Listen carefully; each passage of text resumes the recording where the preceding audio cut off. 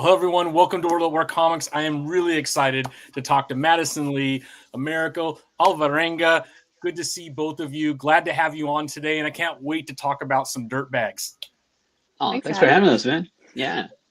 Now, I really appreciate the opportunity. I did get a chance to look at everything that you're about to do next year, which I can't wait to dig into. The art looks fabulous. The title sounds amazing. So can't wait to dig into that. But before we get into that, always want to get to know both of you a little bit better. I don't know which one wants to go first, but I would love to understand where the passion for storytelling and art came from. A is first in the alphabet, so I think you should go Okay. first. Sure. I can push your entire Americo. life with that name, Americo. Yeah. I always came first. Yep, Yeah. I always came first in line at school and everything. It was one of those things. But obviously my name is Americo. I'm originally from San Francisco. Lived there my entire life. Moved here about 13 years ago. Back in the States, very much into screenwriting. That's where my passions were. I was writing film, television, my own indie stuff. And when I moved, comics were always a big thing for me. Always been a fan since a kid. But when I moved here, my focus kind of shifted. I started doing more prose work, like book writing and kind of that kind of stuff. And it was literally just kismet to fall back into comics not that long ago, as far as like working and writing on one. So that's been my journey, is like full circle back into the grind of the things that I love. So yeah, and I'm writing absolutely everything. I love everything speculative fiction, horror, fantasy, sci-fi, and all that love of all that cool nerdy stuff. Just feel like we're encompassing in the book that we're about to put out. So that's me. Yeah. I love it. I love it. How about you, Madison?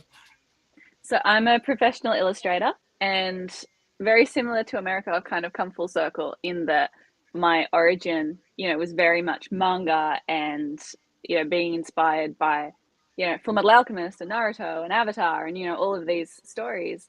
And then having a background in fine art and then product design and teaching. And now I've come full circle and I'm working in book illustration and comic books and creating Dirtbags with Americo. But yeah, no, I love everything about storytelling, but also bringing in, I'm very much about the hand drawn. So everything I do is by hand with traditional inks and watercolor and gouache. So bringing in that element of you can see all the stitches. Now, are you using oils?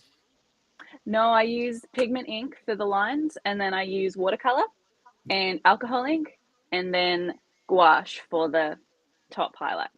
Wow, wow. I mean, you could definitely tell a lot of work goes into the art. It does not look digital, where a lot of digital art is becoming extremely popular now.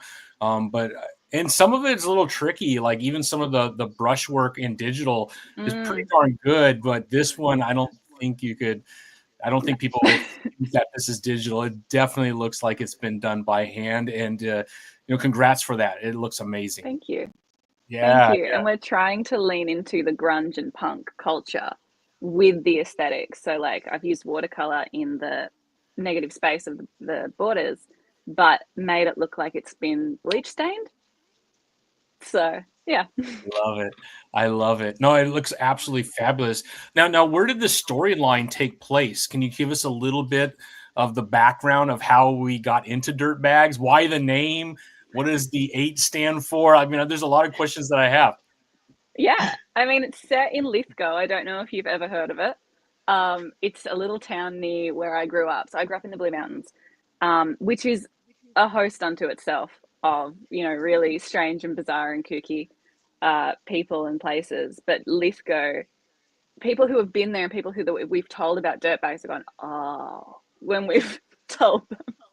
So a lot of stuff is based on my own experiences growing up there and stuff that we found. All of the locations that the characters go to with these hauntings are based on real accounts or urban legends. And the more you dig in, the richer it gets with there's a mineral deposit or there as Yeah. well, America. What's it called? Well, yeah, that's right. Yeah, Yeah, the yeah. It's like Is it that like a mining supposedly town feeds. or? Yeah, it is. It's a mining town. And it was just, and you can see it. It was built for the people that worked in the mines, and it sort of built outward from there. You know, there's really weird little shops and probably weirder people. But it's a labor of love, and it's a love letter to the Blue Mountains and small towns and the experience of growing up there. And yeah, it's set in 2008 as well. Oh, My nice. experience with the small town aesthetic was like, you know, small town America, everyone's got that little idea of like, that's that small town, that's that little place that you don't go there, or, you know, that's that one weird person that lives in this town. And that's just a lot of that love, a lot of those connections that we, you know, like everyone has to that kind of feel like it, you know, like a family member that grew up there, or someone that, you know, a friend that grew up there, or you, if you personally grew up there. That's what I started seeing when Maddie and I started working on Dirtbags. Lithgow was just one of these places that had all these little things, but they squeezed it into one town, which is so crazy. It's like, you know, you just come in and it's like, oh yeah, by the way, there's you know, there's these zigzag railway, and there's a blast furnace that was blown up by the owner because he didn't want to keep working there. And it's like just crazy things like that. I'm like, this, and it's just all happening in a small area. I just fell in love with the whole vibe of this place. It was so cool. And the Lithgow Panther. Yes, the Lithgow Panther, which is like, it's like the equivalent of P-23 back. I think his name is P-23, the Puma in California, where it's just the Lithgow Panther has been rumored to be in Lithgow somewhere, either left by American veterans back after World War II, or escaped from a circus. Whichever story you want to believe, it's there somewhere. I'm still living there. But Is there's there like a Lithgow Lithgow Panther in Dirtbags? Well, there you'll is. have to read it to Yeah, find yeah. It's like almost let that run out. Yeah. I love it. I love it. So as you were preparing for the story, I assume you don't still live in that area, Madison? No, I'm in Shell Harbour now. So people Okay. wear shoes here. Yeah. But yeah, it's a very different vibe. And I said when I moved here, I had to learn how to drive like a person, because there was like one long road that got you through all the mountains, towns, and then on the side of it was a cliff. And you just like, there was no traffic lights. There was no, what? Give way, who's she? So we just, you know, drove like absolute hellcats. And then I came here and there was like road rules and stuff. So I had to learn how to drive like a city person. Did you all make a trip back there as you prepared for the story together? Oh, To I kind of haven't walk been it and back, check but it we out? want to. Yeah. Yeah, we're planning on making a visit going back, just to actually see the place, you know, as opposed to seeing all the photos of it. We're so looking forward to it. I hope that you're able to put some of the photos maybe at the end of the title. Yeah. That'll be really fun to see. Obviously, read the story, understand about the town, but then have some pictures of what it looks like, maybe before and after, like the mining town and what it is today, and if any changes actually have happened, that would be pretty fun. It would be a for blast, sure. yeah. That would be awesome. So let's talk a little bit, as much as you can, without obviously giving anything away. You said the story takes place in the kind of the late early 2000s, like the 2008 timeframe you mentioned. Yeah. Why that time frame? Well, it's kind of the time that I was a teenager there, but also we wanted to give the kids a space to explore the town and have connections with a mobile phone or something like that, but without the internet. So those times before, everyone had a phone in their pocket, but also like the way Lithgow, they have one shopping center, it's called Pottery Plaza. The way you'd sort of get the word out was you just have this notice board. And I remember growing up, every week I would go and I'd look at it, just these really weird things people had put up there, like they want a roommate, or they've have like 47 little dogs somehow, you know, so all that kind of stuff. We wanted that sort of interconnection community, but also chainmail, early internet urban legends we wanted to get in there, so that the kids have to sort of get what they're doing out there in a way that is very much more on the ground. Yeah. That sounds awesome. Go ahead, Americo. Oh no, I was gonna say it's that aesthetic of it when Maddie and I were talking about it, like setting in that time. I'm like, yeah, it's around that. I mean, my teenage years predate that a bit by a little bit, but um, it was still one of those times where you saw, people, a group of teens still interacting with each other and had to actually talk to each other without all of them just sitting in a group and staring at a screen.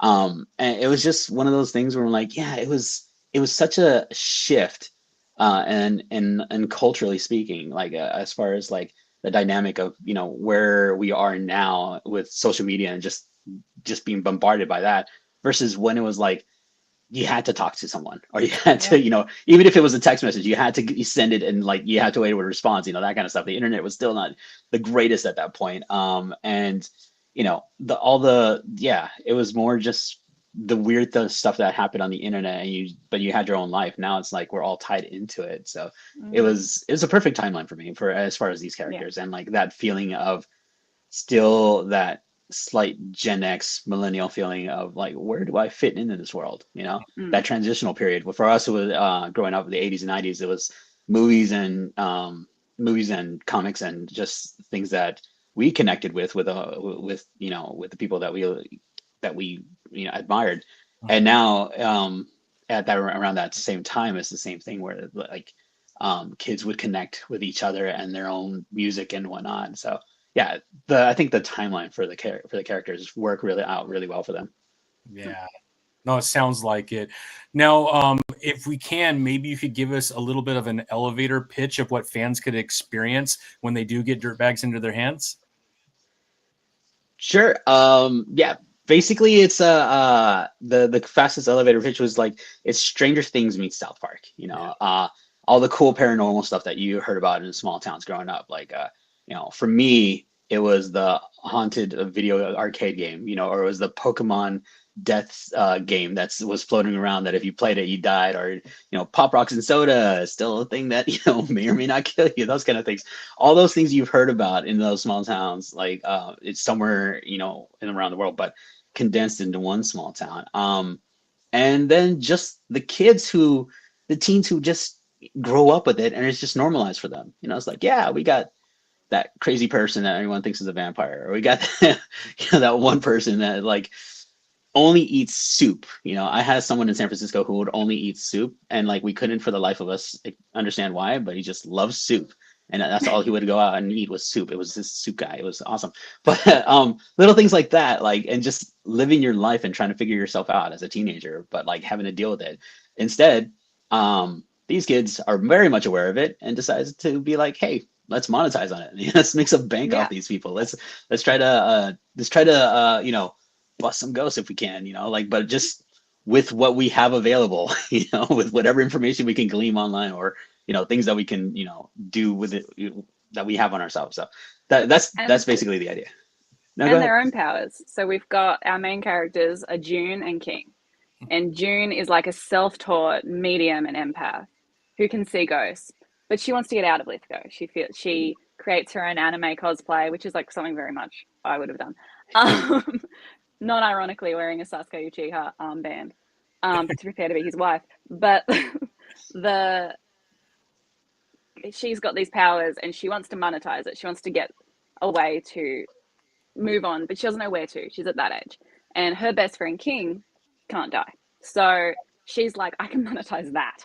So they go and they do all these really dangerous jobs, and she's scraping the bottom of the barrel as well, where people in Lithgow understand that something strange is happening. She wants to work out why, and she wants to get money off it. So they go on all of these journeys. They go to locations like the blast furnace, sanatorium, all that kind of stuff. And then we've got other characters that speak to life in Lithgow. Like one of my favorites that we have is a little redheaded boy called Quinn, and he's homeschooled, and he's very much, out of all the kids, the one I relate to the most, because I was homeschooled in the Blue Mountains. Not a redhead, but Quinn, I adore him. He's like in the explorer reenactment, history groups and in theater and all of these things that probably would have got you ostracized or punched out. But he's just so himself. I love him. And so, yeah, I think no matter what, you can kind of find a character you relate to. Yeah. So yours is Quinn. Americo, who would be the character that you would most relate to in your title?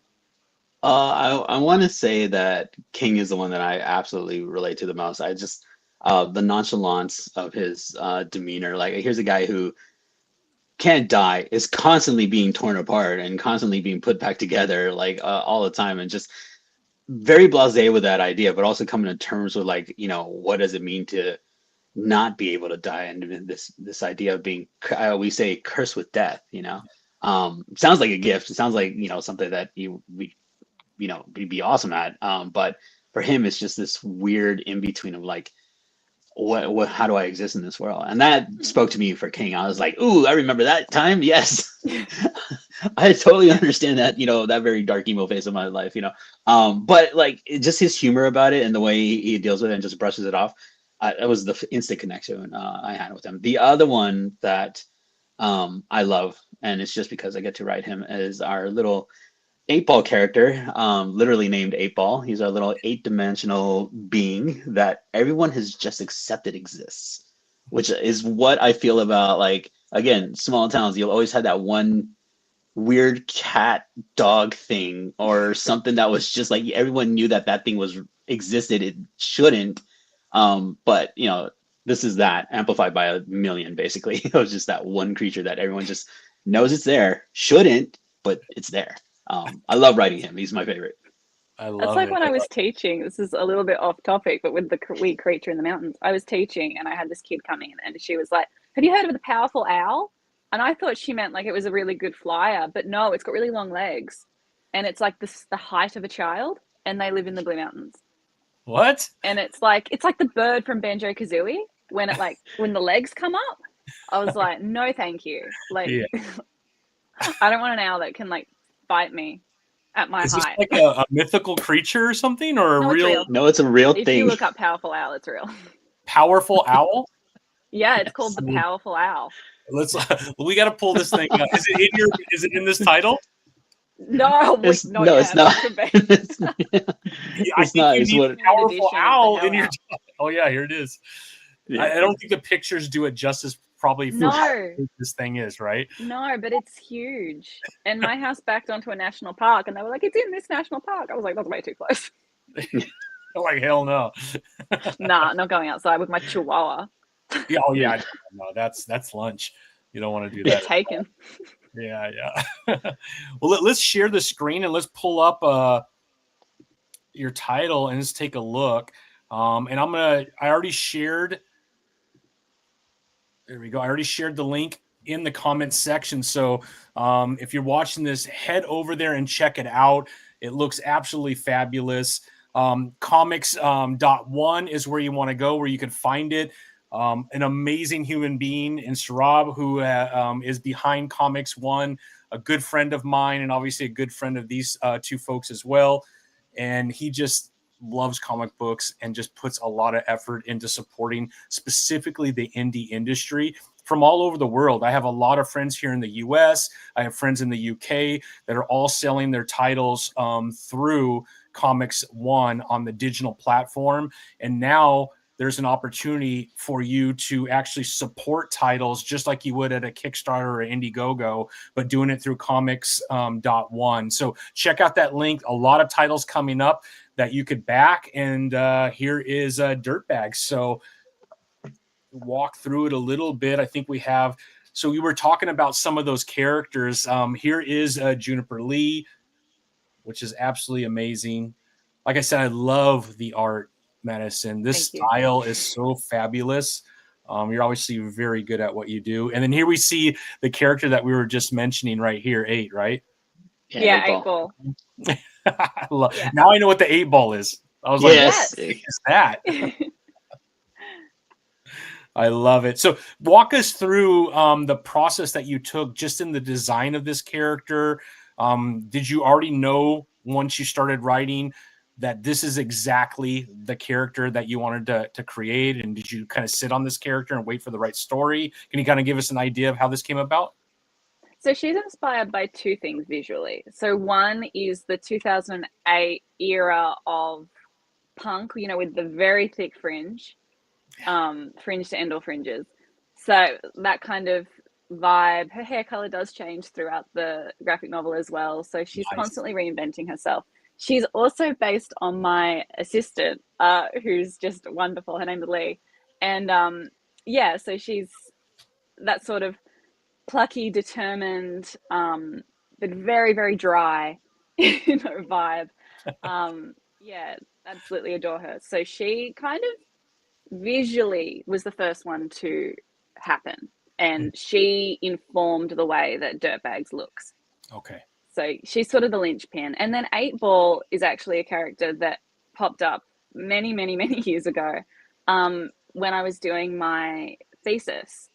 I was completely different kind of ballpark, but I was writing about monsters and stuff like that. So in all of my illustrations, this little character with an 8 ball in his eye, I was just drawing in the background stuff. So he's popped up a lot through the years for me. And then, yeah, with this, I was like, oh, he's perfect. He's ready made. So cool. I absolutely love it.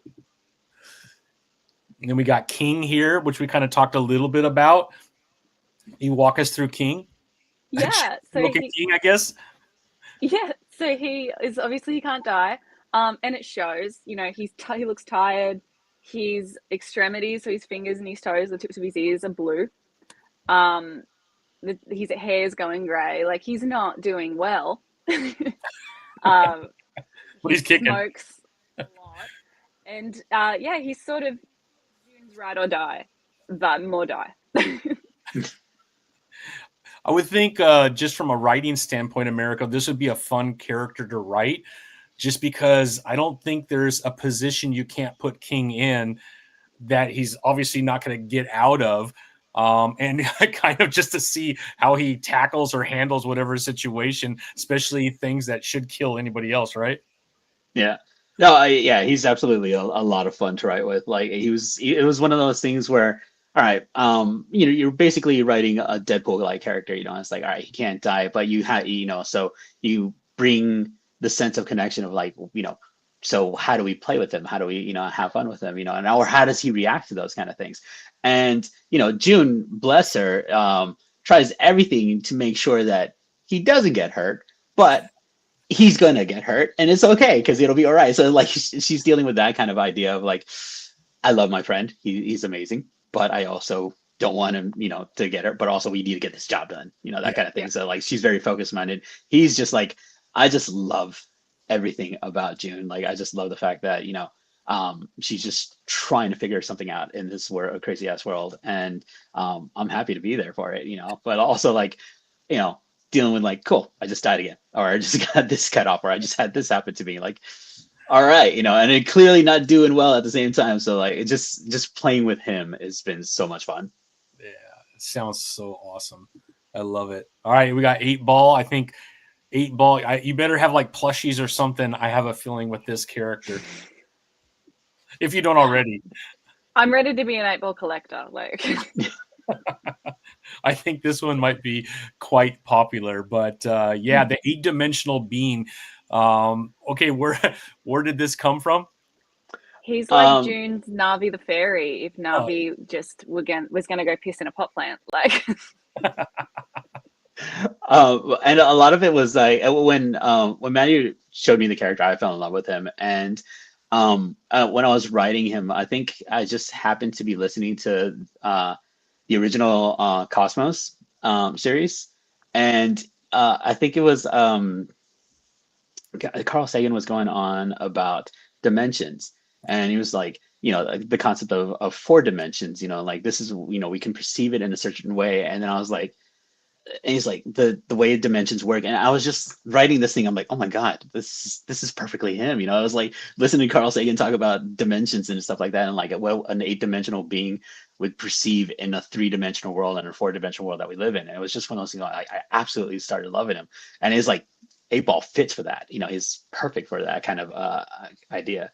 So he's here for he's along for the ride, you know. You never know his true motivations of why he's here, but he's linked himself to June, and he's again with King. He's like, I want to see what happens now. You know, I love it. All right, we have Caitlyn. She Yeah. looks really sweet and kind of normal. What's going on here? You need one. You need Yeah, a designated one, right? driver. So she's King's twin sister. So King is the first boy born into his family in 700 years. So he has this curse. Likewise, she is cursed with life. So she's glass half full to the max. You know, there's always a silver lining. You know, oh, you got your leg cut off. We lost a little bit of weight, so that's okay. You know, that's sort of overtly positive. But she's also June's best friend as well. So love it. Just love the painting too. Thank you. All right, here's Quinn, your favorite. My heart. He's annoying. He's loud. He's obnoxious.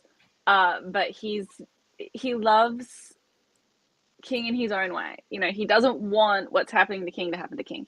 He wants him to be okay. And what, like, every time you go off with this chick, you get decapitated or roasted alive. Like, this is not cool. So he's very much anti-June, pro-King. Is he like maybe compensating for something because he's outwardly just so aggressive, but obviously there is something within him that does have a caring nature, right? Yeah, absolutely. And, you know, he's also used to a sense of like, he is the hero of his own story, even if his story is in opposition to what everyone else is doing. Yeah, I can relate to that a little bit. He's that one buddy that you had growing like when I started working with Quinn, it reminded me of this kid back in school where smart as all hell, knew absolutely everything, but was so off-putting because he knew everything. And he was still part of our group of friends. He was still one of those, you know, we hung out with him because we liked him. But he was so aggressive about just the way that he would like, well, actually, this is this, or like this thing and this thing, and like it was funny because when I came in, I transfer schools. When I came in to that group of friends, I was new, and you know, they were very welcoming of me. Like it was one of that weird time in third grade where like I left all my friends behind, and like I have to make new friends at a new school. And when I came in, I got really connected to these other two guys who were like very much into comics and very much into, you know, Nintendo at the time. But this one kid, he was there from the get-go. He was very protective about his buddy. Like he was like, you know, he's like, who's this new guy coming in? You know, like that. It was that kind of thing. We would always butt heads, but we were so similar. Yeah. It was such a weird vibe. And that's like Quinn for me. Like he's just like a guy that, you know, that King's known forever. Very protective of him. But, you know, questions June's motivation and like, all right, you're letting my buddy die, you know, that kind of stuff, you know, how dare you, you know, that, but also caring. And that's why we have this appeal for Quinn, because he's like, he obviously cares, but he cares in a very dramatic way. Yeah. Very Everything's aggressive. a 10. Very aggressive in his caring, right? It's like, I love you, damn it. Yeah. As he's stringing you when he's hugging you, right? Yeah. All right. I think we're back to Juniper again. Mm-hmm. Yeah. June, yeah. So cool. But those are our main characters for sure. And we have the cast of everyone in this small town. Just like just hearing the people that Maddie has that's had interactions with, and like just the, you know, the people, you know, growing up as well, for you know, all the random weird strangers that I've known, you know. We have early on a character, Griffin, who everyone assumes is a vampire, even though he's pretty much just, you know, photophobic. He just can't just be out in the sun, you know. But it was that one guy is like, oh, he's a vampire, you know, he's totally gonna, you know, vampire. He's just that weird guy who never goes outside, right? Yeah, it just doesn't want a sunburn, you know. But as a kid, you would just make up that story about him, you know. It's like, that guy's a vampire, you know? I think we all had kind of a neighbor in the neighborhood as kids, and either it was like a super grumpy old man, and just all of a sudden people would start like creating stories around why this guy or gal is so evil or so mean or something like that. And then all of a sudden, you know, my little sister start to pick on, and you see the story just adds and adds upon the story, and then all of a sudden they're a vampire, right?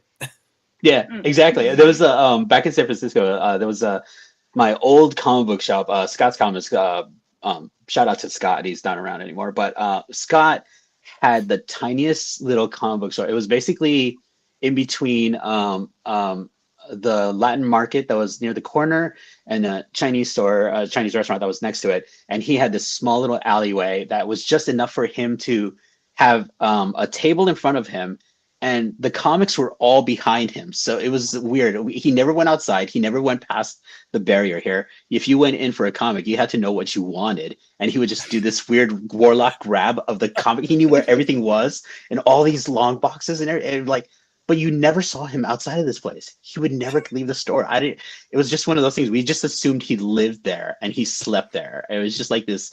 But he was, yeah, Scott was a warlock. He just lived in this place and he had magic for the comics that he would grab.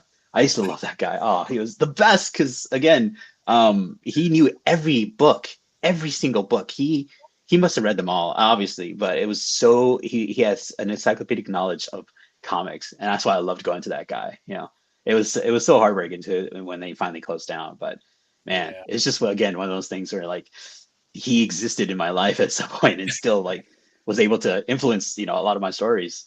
Yeah. No, that's pretty cool.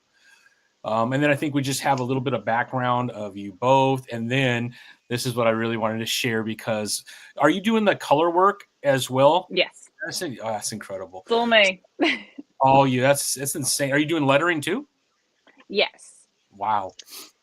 Yeah. Wow. Yeah, that's we had a lot of back and forth about the lettering, because when we did it the traditional way, it looked really tacked on, for a hand-drawn comic, and it was really like, this is letting us down. And so we had a lot of different versions until we arrived at, what if I just did it by hand? And then I think it shows that it all fits within its own aesthetic now. Yeah, I love it. Well, it looks absolutely incredible. Thank you. Absolutely incredible. There's our girl. There she is. Keep your shirt on. Yeah, you definitely see the manga influence, which has been spilling over into comics for a while. I just think, one, I like manga as well. I don't want to pretend like I like it as much as you, Madison. I'm kind of getting it. I'm a comic guy through and through, but I have 4 kids. They're all adults. My youngest one likes anime, at least. And so I've gotten into manga over the last, I would say, probably 4 years, and it's definitely grown on me. And I definitely have some of my favorite: Chainsaw Man, Berserk. Those are kind of my favorite. I like the dark. I'm a Spawn guy. I grew up around in the 80s, obviously, with DC, with the death of Superman and all that. And then when the 90s hit with McFarlane and Silvestri, and I went all in on Image, and it's certainly impacted me my entire life. I love all comics, but Image has a very special place. But yeah, I like those darker anime, which are just, they do it so well. And then the animation is just next level. I mean, Crunchyroll, I've been buying that and paying for that thing just so I can watch some of the stuff that doesn't show up on Netflix or Amazon Prime or something like that. But I love this art style, especially kind of the larger eyes, the more rounded heads. It just pops, and you can see every single emotion, which I absolutely love. Thank you. Yeah, this came out so. And this is actually the junk pile that they're sitting on the cover. So everything you see is him. Appears on the cover as well. That's awesome. And a lot of the stuff, and again, this is all the things that have him in there, as far as what he's made out of. A lot of that comes from different parts of Lithgow and certain parts of Australia. I believe the high voltage sign. His leg. Yeah, that actually comes from a small town in Goulburn is a small town, right? Yeah, it would go. Yeah, a small town in Goulburn. That just randomly had the high voltage sign. Someone's like, "Hey, red T on there." It just became the high voltage sign. High voltage. Yeah. I'm a little worried that you grew up here, though, Madison. That's a lot of keep out tape. Hopefully, it wasn't too dangerous where you're from. It seems like a tremendous amount of keep out danger. story that really sums up the Blue Mountains is there was this town in Katoomba. It was a town called Katoomba, sorry, and it was as soon as you went in, there was a roundabout, and on the roundabout they wanted to put a big Narnia lamp, but council used the wrong screws, so it fell. It fell on the pub, and then they never replaced the light. So what the locals did was they just started putting lights on the roundabout. So but it was like lighters. There was a disco ball, torches, and then there was a sign that council put up, and it said lamp posters will be prosecuted. And someone put Christmas lights around the sign, and it just had so many things. There was probably 200 different lights until council finally put the lamp up. That is hilarious. Yeah, I can't think I've ever experienced that before. Yeah, very unique. It's one of those things. I love the vibe. When I moved here, everyone joked about like, oh yeah, careful, everything's gonna try to kill you, that kind of situation. And then everything does try to kill you, which is the other thing that I love about having that in Dirtbag, especially King. It's like everything is trying to kill you here. Yeah. Like even the small little sweet little things that you say. I had a fly sitting on me. It was just a fly. The flies bite here. Yeah. Like I'm not used to that. I'm not used to flies biting me. And then like, oh, ladybugs. Ladybugs bite too, by the way. What? Yeah. The orange ones here bite. And I'm like, that's not okay. My dog had one in her mouth yesterday, and she was like hitting her face on the concrete trying to get it out. Oh my gosh. Yeah. And this is still that kind of place, especially here in Canberra. It's still one of those places where I go for a walk. There's kangaroos in the evenings. They're literally out. Just about like the way you used to have deers in California. Yeah. But you would have to drive through the redwoods to get to there. It's that. Our version of stray cats is kangaroos, and once in a while you'll see a wombat, but not around this area. But it's just one of those things where you're like, yeah, cool. Walk away. Back up. You don't go near them. People think like, oh, kangaroo. I'm gonna no. You've seen those videos, right? Like the guys that are like, yeah, they're out there. But imagine a bunch of them like that, and it's just like, yeah, you get humbled really fast with the nature around you. And it's just one of those things you end up respecting. It's really interesting because it's like, yeah, okay, you just don't go there. You just don't go there, and good luck going there. That kind of thing. Yeah, I live in South Texas. I'm thinking like Texas, Louisiana, all the way through Florida. Maybe not exactly the same as Australia, but I mean, in our front yard, there'll be deer in the morning, and people buy deer corn because they want them to come and stuff like that. They're not as dangerous as a kangaroo, though. Kangaroos I've seen could be a little aggressive. Deer just get really scared and run away, but they're dead all over the highways constantly because there's a lot of them. And then obviously the tarantulas and the snakes and stuff here. And then you get into like Louisiana stuff, the alligators. But I think anybody lives in the U.S. who's never been to Australia thinks that you're going to die at any minute from some large, weird animal that's just going to eat you whole or something. So I'm sure there's a little bit of exaggeration. But my brother-in-law's brother, who was born here in the U.S., loved Australia so much. He eventually moved there, became a citizen there, was a police officer there for many years, still lives there to this day. And he has some pretty unique stories when we talk to him. So I love that this is kind of seeping into the comic a little bit too, I hope. Oh, absolutely. It's one of those things though, you embrace it and love it about here. Like, again, growing up in California, we had bears. Yeah. And coming here, I'm like, I don't have to worry about bears. That's pretty cool. It's like, yeah. But there's the little things that you need to worry about, and like, oh yeah, you see a platypus, yeah, those things have a poisonous barb on their, it's just like the little things that you learn about, like that's one's venomous, that one's poisonous, and I miss rattlesnakes. Honestly, I miss a rattlesnake. You can hear it coming. It's like cool. I'll walk around there. No, these little tiny brown ones that'll just hide under a rock and like good luck if you get into it. Silent deadly killers there. But for the most part, it's still like if you walk away or if you know where you're going, you're going to be fine. You're not going to die, or anything like that. At most, you'll get something bitten off. Where the sharks here love you. They won't kill you. They'll just bite you and take off. That kind of thing. One day I'll get to Australia. My goal is to go to an Australian rules football game. I've been watching it at like midnight on ESPN4 or whatever it is for so long here in the States that I got to get to one of these games. It looks so fun. All right. Look at that.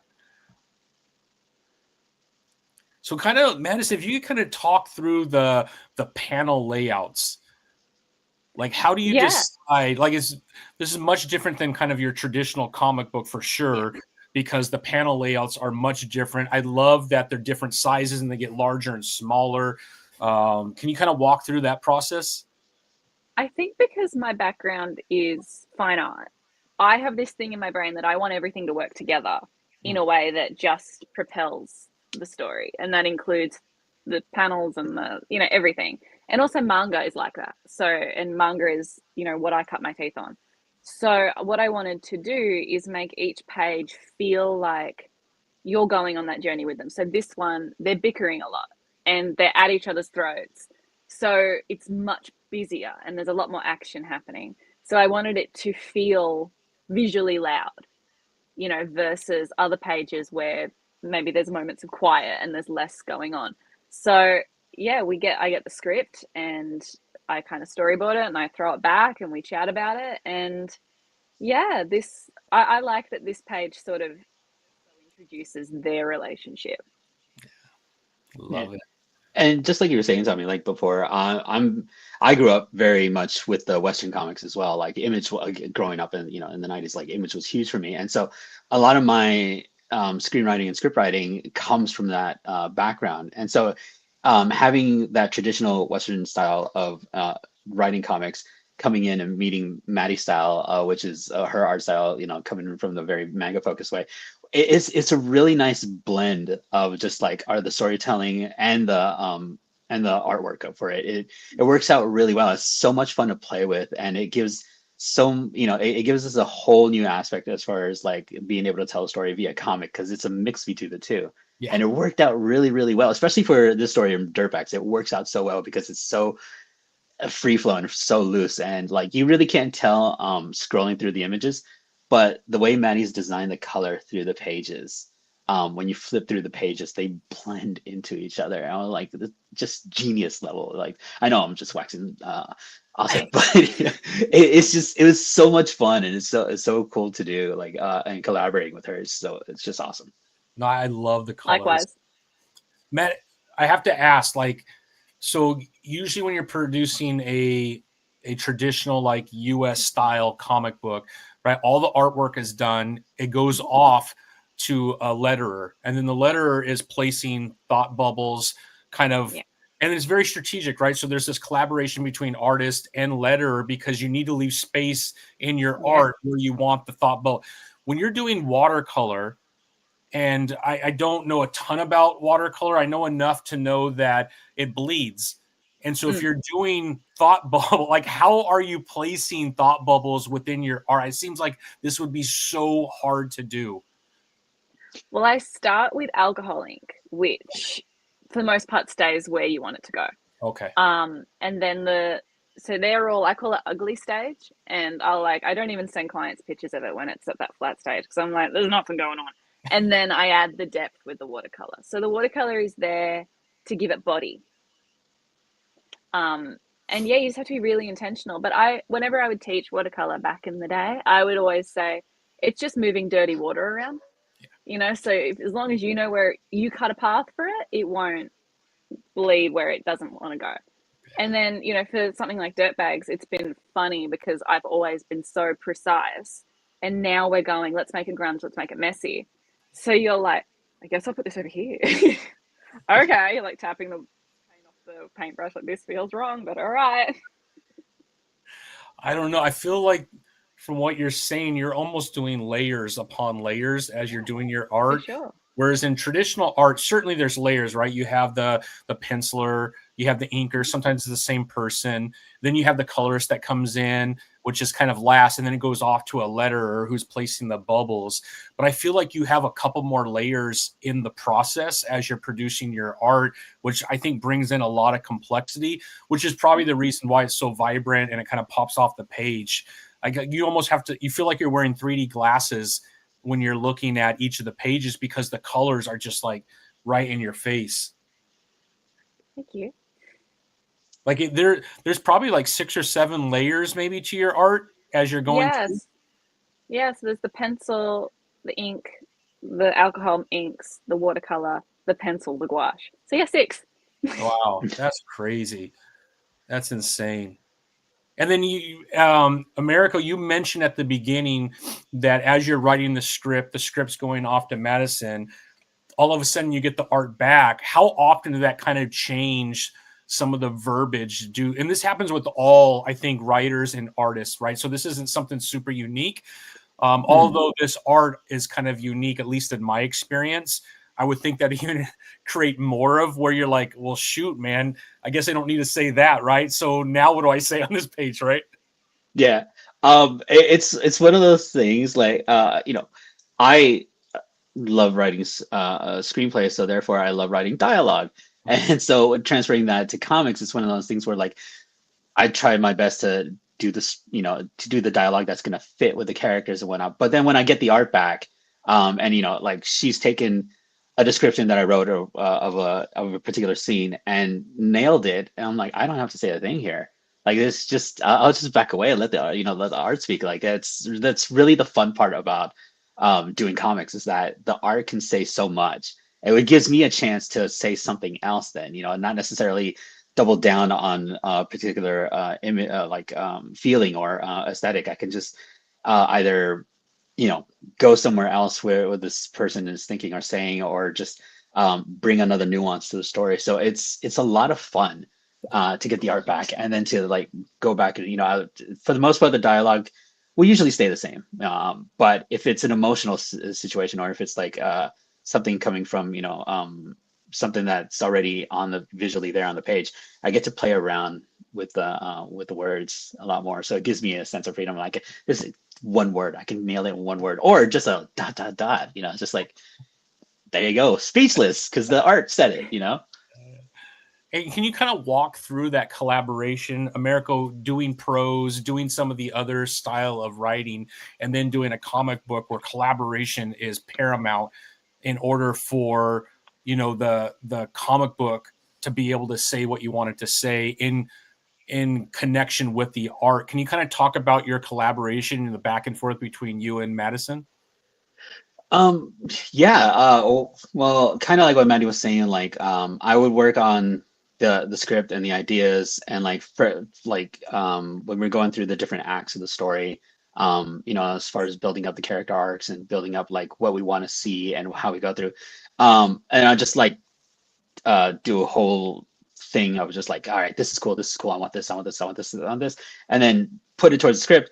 And then Mandy comes back is like, this is what I could do on a page. I'm like, yes, absolutely, you can. So it gives me a sense to like, cool, I can hone the story down better. I can get what's important on the page and get that across, and still get the nuance behind it, because I don't have to necessarily show 8-Ball to be an 8-Ball in the background. It's there, I don't have to actually say it, or he doesn't have to say anything.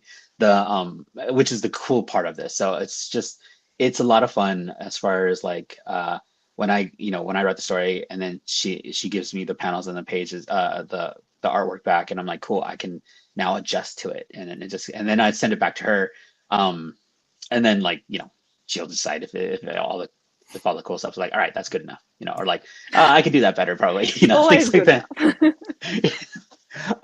And then just that we're constantly per page, just make sure we nail it and make sure we it's coming across. And so I think it really speaks when you see it. You can feel that idea of like every page is thoughtfully done. Yeah. And then it's just building up that story as well. Like I'm always mindful of like making sure that the character, I'm very character focused. I love stories about characters. I love stories that changes the character as they go on. And for me, that's very important for Dirtbags, because the characters are very interesting in their own particular ways. They have their own thoughts, they have their own mentalities, and I want to see them grow. I want to see them get hurt. I want to see them experience everything that we felt like growing up as teens. And then just just the idea of this whole paranormal supernatural world is a secondary thing. Yeah. It's just like, it just so happens to be we have a wraith coming in, and we have ghost people there, we have all that kind of stuff. That's just all secondary to what they're going through, and it's a reflection really, because that's to me important too. So yeah, just getting that and collaborating with Maddie about it, like it's just I feel is just a lot of fun. Yeah. I love And it. you have to carry duct tape to put your friend's head back on sometimes. I saw that. Yeah. These things happen. Yeah. I mean, what else is done? What really popped off is that little game where you have like the little character that's The alive and Tamagotchi? keeping your yes. Yes. Yeah. Hilarious. But the great thing about the Tamagotchi, and this is such a in for us, is that the Tamagotchi is kind of how Maddie and I met. But a few years ago, she was doing she was at a con, and she had all her amazing art set up and everything like that. I was just walking by with my daughter, and we're going by, and I walked by her table, and she's got these amazing little pins that she has, that she's selling. And then there was one specifically, it was a Legend of Zelda pin that was done in the Tamagotchi style. And I'm like, this is really brilliant. Like, this is really cool. Like, you've done so much of the design on like things that if you're a fan of Legend of Zelda, you would recognize all of it. And then I saw the rest of her work, and I'm like, this is really cool. Like, this is amazing. And then continued on in the con. And then at that point, I had to tell my daughter, I was like, I have to go back to that table. Like, I have to tell her how insanely awesome that little pin is. Like, I really just love the hell out of it. And that's kind of like how we just started talking and just went on Yeah. from there. But yeah, that little Tamagotchi, it was so important and pivotal to us. It's like the thing that brought us together. It was so cool. So, like, how do you go from a little pin of Zelda and a Tamagotchi to let's collaborate and then create a story? I mean, I feel like there's a lot of in between, and maybe we don't need to cover everything, but there's got. I'm thinking that you can just start doing pages the next day for a story. That how does that turn into this? Well, we chatted, we like on and off over the next few months and stuff like that. And then Americo hit me up for another project of his, which is still going to happen. I was illustrating that, and we were talking, and then I was like, I've always wanted to do a comic, and then it just went like that. And then we've kind of like talked about ideas that we've had, and I was like, oh, I'd love to do something in Lithgow, and we were talking about that. And yeah, we kind of swapped concepts and stuff, and we've got a couple of things in the works. But yeah, we were like, are we doing this? And then Dirtbags happened. And then that's the shot of Lithgow, and that's a real intersection. Really? Yeah, it's insane. Yeah, that's a real intersection in Lithgow. And I always say that ebook readers are probably gonna feast the most with this page, because there's like, if you zoom in, there's a fence with like penis drawn on it, and there's like little things happening in the background. Yes. My favorite is the pizza place next to the mortuary. Yeah. Yeah, the pizza place next to the mortuary is my favorite place. It's my favorite thing. I mean, there's the $10 snitty sign that was in Lithgow that everyone knew if you went on a Tuesday night, you got a $10 snitty. What's a $10 snitty? Oh, a schnitzel, a chicken schnitzel. The chicken schnitzel here, yeah. Oh. So think of fried chicken. That's it. Yeah, okay. It's everything. Everything has a cute name here, which is my favorite thing about Australia too, because it's like everything's just cute. So it's a schnitty, Yeah, that's definitely very Australian. Certainly, I've never heard of that before growing up out here, but I love it. Yeah, I love it. Yeah, you'll be able to tell people this way. You'll be able to like. Yeah, it's like, I know what a schnitty is. Yeah, yeah. You can come here and just order a schnitty. Everyone know exactly what you're saying. A snitty and a schooner. Yeah, I'll have to remember. And dude, they're massive. That's the thing, is like it's one of those things where you order a schnitty, you can eat for two with that thing. Like, it's just a whole entire chicken breast pounded out, thin as all hell, like crispy, and like the different sauces, that you can put on it too. But like, it's just served over a big thing of chips. Took me a while. It took me a long time to finally actually say chips, and not mean chips. And yeah, it's absolutely amazing. Like, it's a great dish, and everyone has their favorite. That's the thing. It's like trying to do New York style pizza. Everyone claims that they have their one. Australians very much claim it's like, no, this is the best schnitty. No, this is the best schnitty. Like, it depends on which region, which town you're going to. Everyone has their favorite. Yeah. And then you've got Parma, which is different again. It's all that, but with cheese. Oh, so I'm a big cheese guy, so that might be my thing in Australia. So, I know in England, chips is also the same thing. So, what are chips like? Potato chips? Well, there's chips or chippies. Oh, chippies. There you go. I've heard that before. This is the weird thing. Like, so contextually speaking, people will know what you're referring to. Yeah. Even though it's still called chips. So you go to KFC, you order chips, they know you're ordering fries. You go to the store and you're trying to buy some chips, they know you're buying or they don't say crisps here, but they say you're ordering potato chips. So it's just one of those things where like everyone just accepts it as far as context. So then no one ever is confused on what you're saying, which is really awesome, And if you say I want chippies, it means you want hot chips. Oh, really? Yes, hot chips. Yeah. Hot chips. Yeah. Yes, chippies, which is fries, but but you meant chippies. Yeah, exactly. So it's everyone. So that cool. too. But for my part, on when meeting Maddie, it was one of those things where like I'm nerding out and geeking out over her artwork, and like I don't want to scare her off and be like, oh my god, please, I want to work with you at one point. Like it's just one of those things. So it was just awesome being able to establish our friendship first, and then then talk about the things that we were passionate about, and then like I said, we were working on a book before. And as we're progressing, like how Maddie said, it's like she's always wanted to do a comic book. I'm like, I started. It's funny you say that. I've started and stopped a few. Started and stopped a few comic book projects before because my buddy was an incredible artist who just it never came into fruition. It was just one of those things that just never happened.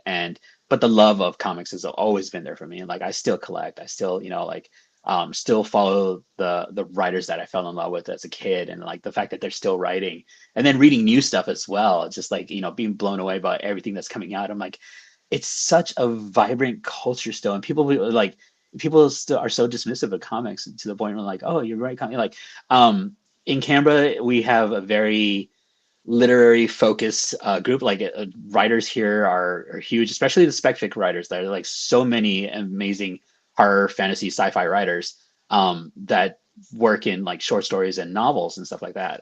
But like when it comes to comics, it's still like that kind of indie culture where it exists, and it exists in a very much a supportive way of all these other comic book writers and artists that come around here. And so like I got to talk to them through the local comic book shops here that they've all been a part of. D's Comics, shout out to Brendan at D's Comics, who had so many people like Johnson Maria, like Tom Taylor, who would come and visit him. And then, D's, transitioned to publishing comics. But whenever he would do something, these guys would come up and show up for him, like these amazing artists and writers. And it was such a communal thing. I absolutely loved it. And so when I started telling them, I was like, I'm working with Maddie on this. Like, it was just like bringing me into the fold and like, telling me and like guiding me and stuff like that. I just love that still exists here in a very approachable way. Like in the States, in the 90s during going to conventions and stuff like that, it was one of those things where like you could approach Mike Mignola, you can approach Jim Lee before, Jeff Johns. I remember him early on at a WonderCon. He just did the Green Lantern series, a Rebirth series. He just did it, and I went to him. I'm like, dude, this was amazing. Green Lantern was one of my favorite characters. Like Neil Adams' Green Lantern was just that thing that I absolutely loved. And seeing him die and seeing him become paralyzed. I'm not going to go into it, but I was like, you don't do that to Hal Jordan. Having him come back and having the way Jeff Johns wrote him came back. I'm like, I was like, dude, you're insanely awesome. This is amazing. You love these characters. He's like, you reading it? He said that to me. He's like, you're reading it? I'm like, yes. And not only reading, but absolutely just, blown away. It was just one of those things, being able to approach these guys before they were amazing and huge. And now, Ghost Machine, I see that on your shirt, like seeing Jeff go into, right? I think he's probably one of the greatest writers of the last 20 years in comic books. What he's accomplished. Absolutely.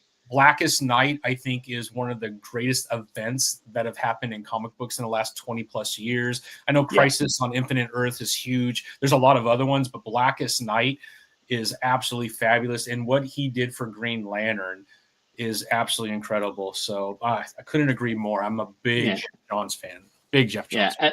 like it was again like doing Flashpoint Yeah. was another one of those things where Flashpoint as an adult, not reading something indie because I've read a bunch of indie stuff that I've felt emotionally, but I'm sure you can understand that end of Flashpoint with with Bruce reading Thomas Wayne's letter.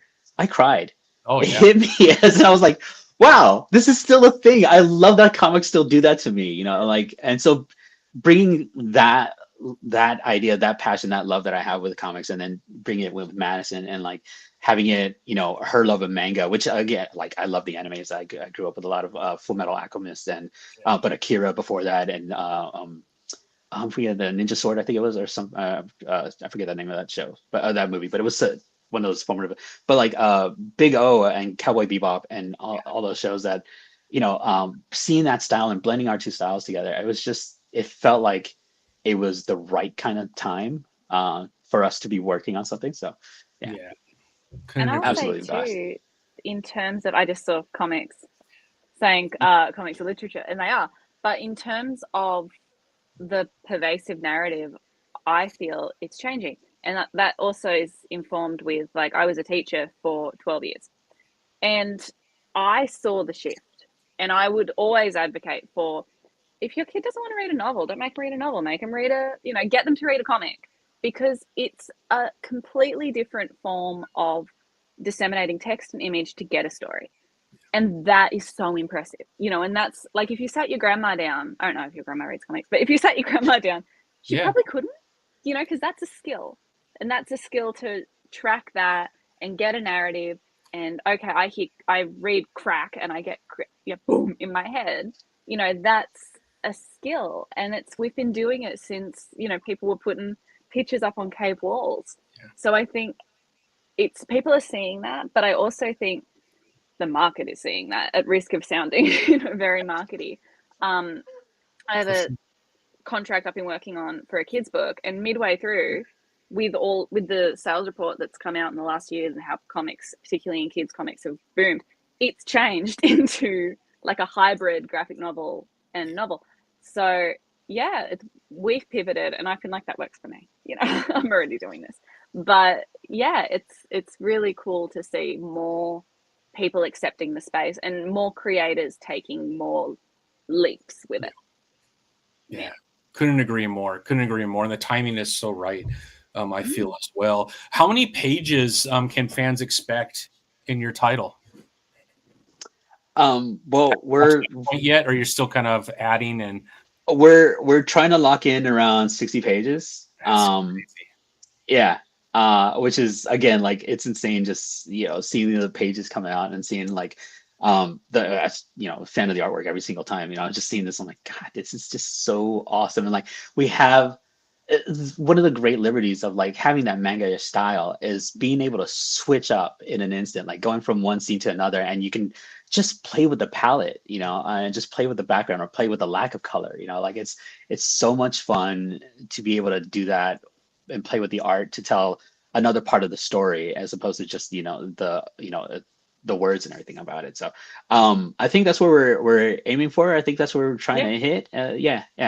So we're locking it in about there. So it's a good size story arc, beginning and end. Hopefully people get a kick out of it. I think they will. And then, Matt, I have to ask you, the average comic book artist, just from artists that I've had on, 2 to 3 to 5 days, depending on their style. And, everyone's different. Some people just take a little bit longer. Some people are really quick. How long does one page start to finish take you? Because it seems like this would take me a year to try and figure out. It would look nothing like this, but I'd have all those layers. I just don't know where they would end up. And it would be beautiful. Okay. I'm quick. Okay. Quick at what I do. So normally I will probably Crazy try to do quick. 2 at a time. Really? I will try to do 2 at a time. Wow. So, and that's also, as Americo said, so you can see the continuation. And so, like, if you've got the page that I want the action to bleed in, so if you open it, it makes sense visually, and it's not too much of a head screw. So yeah, I'll try to do 2 at a time, and they probably would take 10 hours to do those 2. So yeah, I'm quick. It's, if you account for drying time. That's yeah, an 10 to 12 understatement, hours. I think. That's crazy. That's crazy. That's literally crazy. Yeah. I mean, again, every artist is different. So, there's no right or wrong. It takes you as long as Yeah. it takes you, and you get beautiful stuff at the end. But that is insane that you can put out 7 or 6 layers worth of artwork and lettering in a Well, that's why you do 2. That one's drying, you get that one. Oh, that's crazy. That's insane. It was crazy too, because writing the script, I'm like, all right, I can keep ahead of her, but then watching the pages come up from behind me, I'm like, hang on a second, let me, I'm like, this is taking me longer to write than I thought. It's just, but it's brilliant to see that that instant, just again, crazy, insanely fast at how she is, but it's brilliant to see that come up, so it's so organic, so like the story starts going together at one point, after we've done our collaboration part and we locked script, seeing it go together. I'm like, oh man, this is good. And like, if we had to adjust on the fly, we can at that point, which is really nice. Awesome. But it's just, yeah, it's so much fun. Like doing this together. It feels very grunge. There's no other word for it. It feels like, that very, that grunge and that dirtbaggy aesthetic that you're going for. Absolutely love and it. it's an absolute privilege to work with Americo, and we've joked that like we're so on the same wavelength, but it's funny. I was saying to him, I get the pages and I feel like, oh cool, a new chapter's come out, and I get to read it, and then I'm like, oh no, hang on, I have to draw this. Yeah. Give me a minute. Yeah. Give me 10 hours. Yeah, exactly. That's still ridiculous to me that you get 2 pages done in 10 hours. That's insane. Well, I would love to kind of talk about, maybe we could start with you, Americo, for some of the other things that you have written. Obviously, we want to focus on this, but are there other things that you would love fans to know about, and how do they get a hold of that if there is? Well, as it is right now, this is the thing that most fans will be able to grab. I've done short stories before, and most of the stuff that I've done, like my own indie films, like coming up in the 90s and stuff like that. That was just, my growth as a person, like figuring out what I wanted to do. I wanted to be a filmmaker, fell into screenwriting and very much enjoyed it there. Left right when I was going to have something, because I moved to Australia, got married to my Aussie wife, never looked back, loved it, but coming to Canberra, again, like it's the Australian capital. People don't know, that for the most part, people don't know that fact that Canberra is the Australian capital, but it also is a rural town. Like it's a country town. So like we're surrounded by nature, which is great. Less studios, less ideas of, there's no television shows being made here. It's one of those things you have to go to Melbourne or Sydney, depending on which direction you want to go to. And so it was one of those things where I had to pivot focus, and I got involved with the Canberra Speculative Fiction Guild, which is a 26-year long running group of writers, all from Canberra and surrounding areas, that became these amazing authors and published authors like that. And like learning from them to trying to get into novel writing, I started concentrating on that. And so as I was working on this novel, I just happened as well at the same time meet Madison. And so like my novel is still there. I'm still going to be doing it, but this was my passion, and so it pulled me. So this will be the first big thing people can actually see from me. Well, that's very cool. We want to make sure that we get this out to as many people as possible for that reason. So that's awesome, Americo. And then Maddie, I know that you have some art. You've hit some shows. Is there a place where people could go to see some of the other stuff that you've worked on? Yeah. So I've got other books coming out next year that with different contracts, but this one's my baby. I love Dirtbags. So definitely that's a big release for me. But you can check me out at maddoginc.com.au. I do print on demand, fine art, and I also have a range of products that I more stock, like notebooks, stationery, stuff like that I stock to different locations. So novelty stuff. But yeah, maddoginc.com.au. People can order my stuff.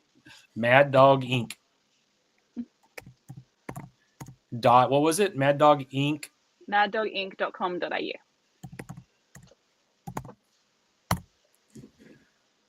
All right. Does that look right? It hasn't changed for me. Yes, that's me. Yeah. Sweet. So we'll put that up there. And I think we all know who this is, but 100% we want to amp this up. This thing looks absolutely fabulous. Yeah, and right now, with the link above, and I'll make sure this is in the comments or in the notes, the show notes below, I will put the link. You could go over and hit this notify on launch. That way, when we get closer to April, I'm assuming an email of some sort will go out and just say, hey, we're ready for you. Please get over here and back. But I will definitely be backing. This thing looks absolutely fabulous. It looks like it's going to sound. The story, everything it's down my alley for sure. I love this. There was a book that came out from Image called Grommets. I don't know if I love grommets. Yes, I devoured grommets. Obviously, that was more like skateboarding during the 80s, but it's a bunch of kids. They got all kinds of trouble, and there's bullies and all kinds of stuff. I think this is in that same vein, just a different setting and whatnot. I cannot wait to read this. I love that kind of stuff. It brings me back to my childhood and all the mayhem and mischief that would go on, especially in a town where you have a couple characters that have some unique abilities. I think sky's the limit when it comes to the storytelling around that, and it sounds absolutely fabulous. And then as far as following you both, you both are obviously on Instagram. Are there other platforms that you want to shout out? Or is it just Instagram? Yeah, go first. Yeah. Mostly I'm on Insta and my website. So on Insta, I'm Inked by Madison Lee. Inked by Madison Lee. Perfect. And how about you, Americo? I'm Americo Alvarenga at pretty much every social media thing. That's just been my default. So like Facebook, Instagram, Blue Sky as well. I'm currently the president of the Canberra Speculative Fiction Guild as the writers group here. So if you go to the Facebook, you can check us out there as well. Like I do most of the posting, and like we get together for writing stuff all the time. So that's a great way to collaborate with local writers too, which is awesome. But and then you can follow Dirtbags on Instagram as well. We have Dirtbags Comics link. So yeah, I think that's all of them. Yeah. That's so cool. And then obviously you want to be following Comics One on all platforms. Absolutely fabulous. Dirtbags is what we're talking about today. But if you go to their website, which I've already linked here, you'll be able to see amazing indie creators from all over the world. I love this platform, and Saurabh and the team behind this just absolutely love comic books. They absolutely love indie comics specifically, and they do so much to help get the word out of all these amazing creators that are doing really unique things. And although I love all my comic books from DC, Marvel, Image, Mad Cave, all that, I find that some of the most unique stories are taking place actually in indie. So I love my superheroes, but if you want really cool stories that kind of touch you in a lot of different ways, whether you've gone through the same experience or whatnot, indie's kind of where it's at for those kind of stories. And Comics One does a great job of highlighting all of those. Thank you both for hanging out with me today. It's been an absolute pleasure. Maybe as we get closer to that April timeframe, I would love to have you back once it launches. That way we could kind of get the word out and get as many people over there to back as possible. I think that would be a lot of fun. But I cannot wait for this. It looks amazing. It sounds amazing. So everybody get over there and check it out. I'll put the link below in the notes so you can find it. Thank you so much, Tommy. Honestly, this is and absolutely, we'll definitely come back. I would love that. I had a blast talking to both of you and cannot wait for this to come out. Appreciate it. Thank you so much. Thank you so much. All right, just hang tight real quick. Everybody else, thank you so much for hanging out with me. And Maddie and Americo, I'll put the link below. Go check it out. Have a great rest of your weekend and have an amazing holiday if we don't see you again, okay? Thanks, everybody. Thanks.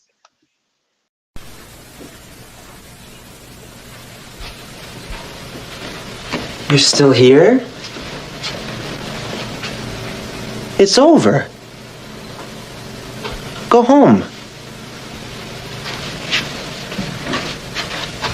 Go.